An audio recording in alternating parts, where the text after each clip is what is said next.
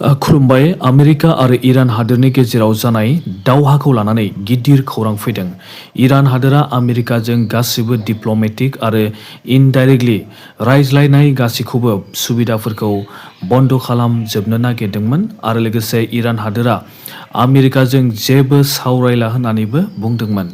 बेखौ मिथिनानै आमेरिकानि प्रेसिडेन्ट डनाल्ड ट्राम्प बिथाङा मैया बुंदोंदि आमेरिकानि खोथाखौ इरान हादोरा मानिनानै लायाब्ला आमेरिका हादोरा इरानखौ थांनाय हराव धंस खालामगोन होननानै वार्निं हरदोंमोन आरो लोगोसे डनाल्ड ट्राम्प बिथाङा बुंदोंदि आमेरिकाया इरानखौ धंस खालामनो गोसो गैयामोन, नाथाय धंस खालामनाय जासिगोन होननानै मैया बेलासे डनाल्ड ट्राम्प बिथाङा बुंदोंमोन।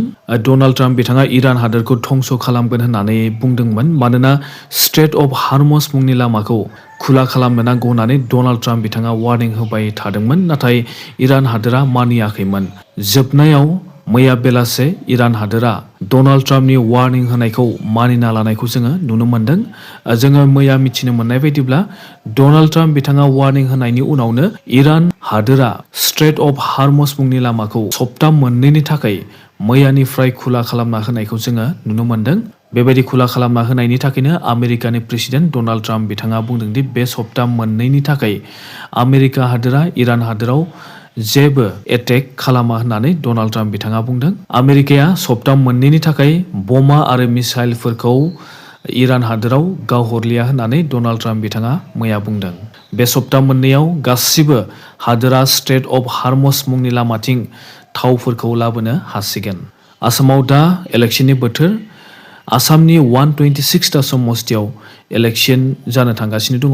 9 एप्रिल खालारखालि इलेक्शन जागोन आरो बेखौ लानानैनो आङो मोननैसो जोंनि अदालगुरि समस्तियाव मोननैसो बाथ्राखौ आङो नोंथांमोननि थाखाय लानानै फैदों। अदालगुरि समस्तियाव इउपिपिएल जानानै दिपेन बर' बिथाङा केन्डिडेट दारायदों आरो बिपिएफनि जानानै अदालगुरि समस्तियाव रिहन दैमारि बिथाङा केन्डिडेट दारायदों। बेखौ लानानै दिपेन बर' बिथाङा बुंदोंदि बिपिएफनि केन्डिडेट रिहन दैमारि बिथांखौ 2001 मायथाइयाव एबसुनि मददजोंनो रिहन दैमारि बिथाङा एमएलए जानो हादोंमोन। एबसुनि मदद मोननानैसो फार्स्ट टाइम 2001 मायथाइयाव रिहन दैमारि बिथाङा एमएलए जानो हादोंमोन। बे हिसाबै जेराव दिपेन बर' बिथाङा इलेक्शन गेलेदों बे जायगायाव रिहन दैमारि बिथाङा इलेक्शन गेलेनो नाङामोन होननानै रिहन दैमारि बिथांखौ दिपेन बर' बिथाङा मैया बुंदों। मानोना रिहन दैमारि बिथाङा एबसुखौ मान होनो नांगौमोन होननानै दिपेन बर' बिथाङा बुंदों आरो लोगोसे रिहन दैमारि बिथाङा सिगांनिफ्रायनो रावबो हारिनि आफादफोरजों लोब्बा गैयामोन आरो बुंदोंदि अदालगुरि समस्तिनि रायजो राजाफोरा बर' हारिनि थाखाय खामानि मावबोग्रा दिपेन बर' बिथांनो भट होगोन ना बर' हारिनि थाखाय जेबो खामानि मावि केन्डिडेट रिहन दैमारि बिथांनोसो भट होगोन, बेखौ रायजो राजाफोरा साननानै भट होनांसिगोन होननानै दिपेन बर' बिथाङा अदालगुरि समस्तिनि रायजो राजाफोरखौ खावलायदों। आरो लोगोसे दिपेन बर' बिथाङा बुंदोंदि दिपेन बर' बिथाङा देरहागोना रोखा जाबाय होननानै बिथाङा बुंनानै लादों। दिनै बर'फोरा बिजेपिजों लोगो जानानै खामानि मावग्रा बिपिएफ पार्टिनि केन्डिडेट रिहन दैमारि बिथांनोसो रायजो राजाफोरा भट होगोन ना दिपेन बर' बिथांनोसो भट होगोन, बेखौ रायजो राजाफोरासो साननानै भटखौ होनो नांसिगोन होननानै दिपेन बर' बिथाङा मैया बुंदों।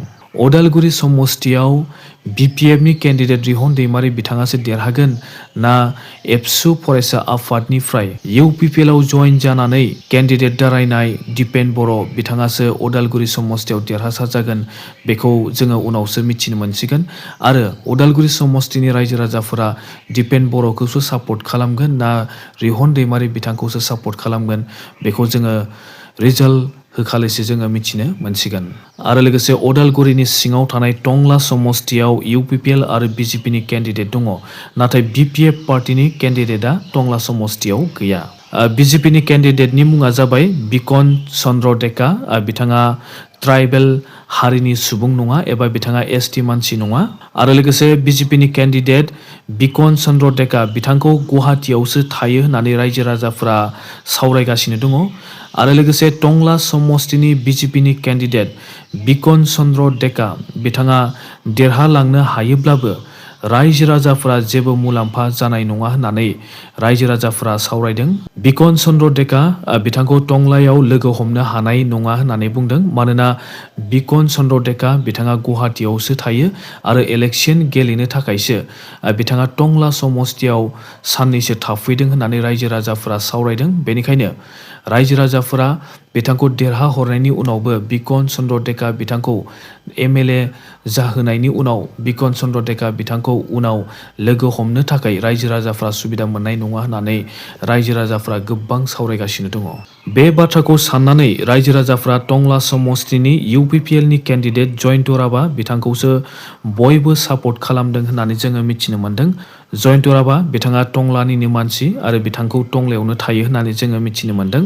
जयन्त राभा बिथाङा ट्राइबेल मानसि, माने बिथाङा ST मानसि आरो BJP पार्टीनि केन्डिडेट बिकन चन्द्र डेका बिथाङा ट्राइबेल मानसिबो नङा आरो बिथाङा ST बो मानसि नङा। टंला समस्तियाव बे बाराव रायजो राजाफोरा पार्टीखौ नायनानै भट होआ, नाथाय मानसिखौ नायनानैसो भट होगोन होननानै टंला समस्तिनि मानसिफ्रा सावरायगासिनो दङ। राभा हारिनि मानसि आरो माइनरिटि मुस्लिमफोराबो UPPL नि केन्डिडेट जयन्त राभा बिथांखौ मदद होफैदों होननानै जोङो मिथिनो मोन्दों। नाथाय बर'फोरा टंला समस्तियाव ट्राइबेल मानसिखौ सापर्ट खालामाबासिनो गुबुन हारिनि मानसिखौ एबा BJP नि केन्डिडेट बिकन चन्द्र डेका बिथांखौसो सापर्ट खालामदों होननानै जोङो मिथिनो मोन्दों। बेखौ लानानै राभायानो जा, आदिबासियानो जा एबा मुस्लिमफोरानो जा बिथांमोना बर'फोरखौ टंलायाव सावरायनायखौ जोङो नुनो मोन्दों। मानोना बर'फोरा एबा ST फोरा सानसे समाव गुबुन हारिनि मानसिफोरजों मुगै जाबोनो गोनां जादोंमोन, नासय जाबोनो गोनां जादोंमोन। नाथाय टंला समस्तिनि बर'फोरा दिनै इलेक्शन सफैनायखाय गुबुन हारिनि BJP नि मानसिखौसो सापर्ट खालामदों। BJP पार्टीनि केन्डिडेट बिकन चन्द्र डेका बिथाङा बर'फोरनिफ्राय भट मोननो थाखायसो बर'फोरजों गोदै जाथिदों होननानै रायजो राजाफोरा सावरायदों। टंला समस्तिनि बर' मानसिफोरा 500 एबा 1000 रांनि थाखायनो गावनि बेसेन गोसा भटखौ गुबुन हारिनि केन्डिडेट एबा ट्राइबेल नङि केन्डिडेटनो भटखौ फाननो नागिरदों होननानै जोङो मिथिनो मोन्दों। टंला समस्तिनि बर'फोरा ट्राइबेल केन्डिडेट जयन्त राभा बिथाङा ST मानसि बिथांखौ सापर्ट खालामाबासिनो टंला समस्तिनि बर'फोरा रांनि थाखाय ट्राइबेल नङि केन्डिडेट एबा BJP नि केन्डिडेटखौ सापर्ट खालामदों। टंला समस्तियाव बर'फोरनि भटआनो बारासिन आरो बर'फोरा टंला समस्तियाव UPPL नि ट्राइबेल केन्डिडेट जयन्त राभा बिथांनो भट होयोब्ला ST मानसियानो देरहालांगोन एबा जयन्त राभा बिथाङानो देरहालांगोन। नाथाय बर'फोरा गावनि हारिनि फारसे एबा ट्राइबेल हारिनि फारसे सानाबासिनो BJP नि केन्डिडेट बिकन चन्द्र डेका जाय मानसिया ST बो नङा आरो ट्राइबेलबो नङा, बेबायदि सुबुंखौ बर'फोरा सापर्ट खालामोब्ला इयुनाव टंला समस्तियाव ST एबा ट्राइबेल सुबुंफोरा UPPL नि जानानै इलेक्शन दारायोब्लाबो आरो BPF पार्टीनि जानानै इलेक्शन दारायोब्लाबो टंला समस्तियाव माब्लाबाबो BPF नि आरो UPPL नि केन्डिडेटआ देरहानो हानाय नङा होननानै रायजो राजाफोरखौ सावरायनायखौ जोङो नुनो मोन्दों।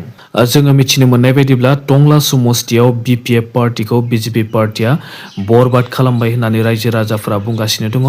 टंला समस्तियाव BPF नि केन्डिडेटआ इलेक्शन दारायनो सुबिदा मोनाखै। बे बाराव MLA इलेक्शन दारायनो सुबिदा मोनासै BPF पार्टीया।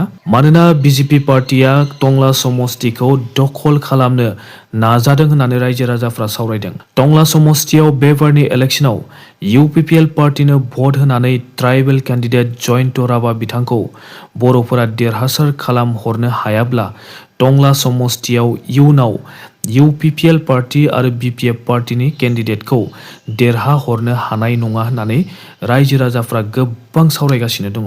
थांनाय BTC इलेक्शनाव जुदि जोङो नायोब्ला जोङो नुनो मोन्दों टंला समस्तियाव एबा पानारि समस्तियाव BPF पार्टीखौबो बर'फोरा सापर्ट खालामासै बारा आरो UPPL पार्टीखौबो बर'फोरा बारा सापर्ट खालामाखैसै।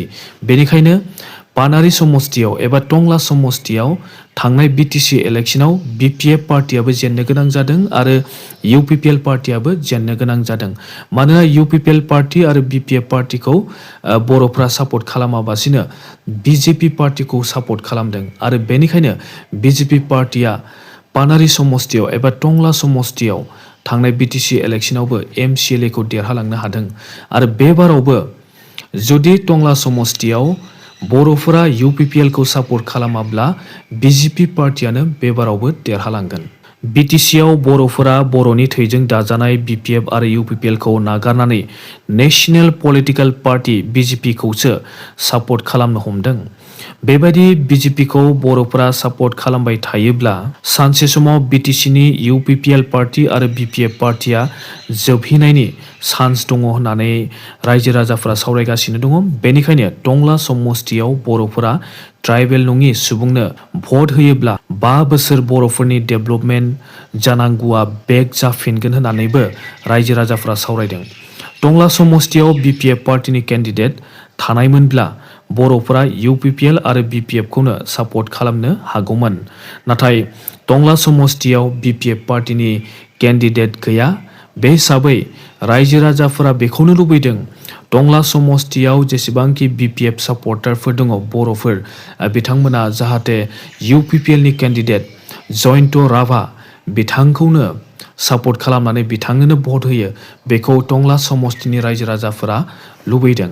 टंला समस्तिनि BPF फोरखौबो पार्टीखौ नायाबासिनो UPPL नि केन्डिडेट बिथाङा ट्राइबेल एबा ST मानसि, बेनिखायनो जयन्त राभा बिथांनोनो भट होनाया मोजां जागोन होननानै रायजो राजाफोरा गोबां सावरायगासिनो दङ। नाथाय जोंनि टंला समस्तिनि बर' मानसिफोरा मा सानदों बेखौ बिथांमोनासो मिन्थिसिगौ।